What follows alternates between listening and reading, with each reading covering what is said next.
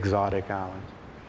And eventually, in the remotest village, at the very end of the earth, they came and found this wonderful, wise old woman / man, a wise teacher.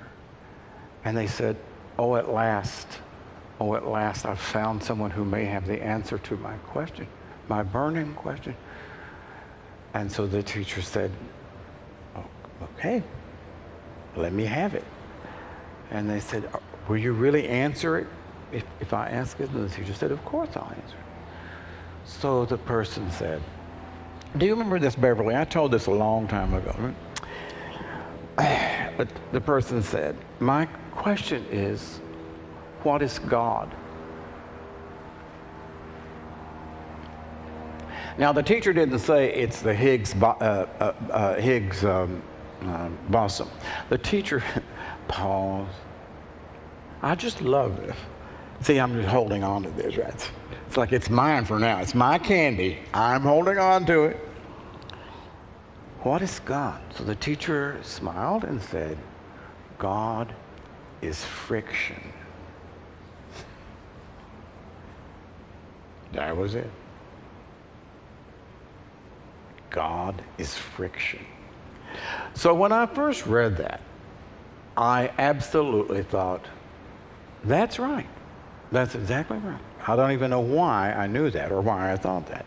And I thought, so you take two sticks and rub them together, and what do you get? You get fire, right?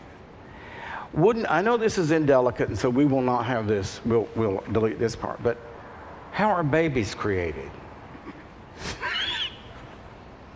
You just probably can't get a baby without friction, at least not naturally speaking, right? Wasn't it? Well, it's true. So then I'm thinking, like it seems to me that the Big Bang had to come out of friction. Something had to cause it. I mean, who knows? We can't. They'll probably get this someday. But friction is at the core, at the heart of everything in the universe. Everything, the ebb and the flood, everything is friction. So. So then, from there, I started thinking about how desperately we don't want friction in our life. How many people want friction in your life? Does anybody want friction? Do you want friction? A little friction? Of course, that part about making babies, a few people might say, well...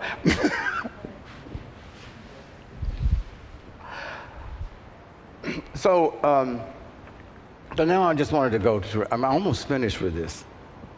I'm sorry, that goes right into that, doesn't it? When I cough, it goes right. I remember a very wise therapist teaching us to be therapists, saying to me, or saying to the class, if your client only wants to talk about today.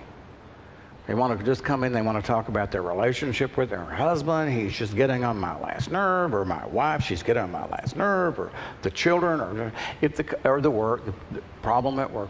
If the client only wants to talk about today, guide them back to their childhood, because that's where their issues are. Take them back. If they won't go back, you must skillfully guide them back. If they only want to talk about their childhood, but they only want to just, moan and groan about move them to today. Move them to the issue today, right? Because it's the resistance that tells you where a person needs to go. It's the resistance. And what I would say is our resistance to friction, to unpleasantness. It's the resistance that tells you where you need to go. So I know people in our Sangha who just want to sit. And they're really good at it, right? And they just want to sit. I mean, and a few people I can sit for, an hour, for hours, right? They don't want to get into something like the 5 skandhas. They don't want to get into the Dharma, right, to the teaching of the Dharma. And I've had many people say, that stuff is too intellectual for me. I don't like that stuff, you know. I just want to meditate, right? And then we know there are also people who all they want to do is read the books, right? Read the books of, you know, every well-known teacher, right? And they get into their head and they really get off on, you know, the Dharma. And yet they don't put it into, right? They don't have the ability to really get into putting their butt on the cushion and getting the mind still. Right, that's the same thing as, right, in psychology, going back to childhood. Again, so it's the resistance to, it's the ability to follow the resistance that tells you where you need to go. Every single moment. So, if this theory is true, right, that our universe is really based on friction, based on cells, millions and millions of cells dying in your body and my body every moment, and millions being reborn, and the brain firing, right, the synapse firing, you know, just our thoughts are like popcorn. If the truth is, as the Buddha taught, and this is like a core teaching of the Buddha, a core teaching, everything falls apart. It's like you can't, right? Nothing stays the same. Everything falls apart. And it's supposed to. Things have to die. Bodies have to grow old. How many people resist the idea that your body has to decay and fall apart? Does anyone want to raise your hand on that? Is there anyone in here? Think about it, right? I said yesterday, I had all these styes that I've been dealing with, and so I go to the doctor, and so finally she can take a picture of my eyes because, and she said, "Oh, you have cataracts." I thought, well, for God's sake, I'd rather have just known I had styes, you know. It's like, so at 71, eyes that are 71 years old, are they supposed to not get cataracts? That's what I was saying to everybody yesterday. But think about it. Think about, it's like if you're young, it's almost impossible to think about it. People who are my age, we really do have an advantage. I mean, we really do have. I mean, we are forced. We're forced to look at liver spots.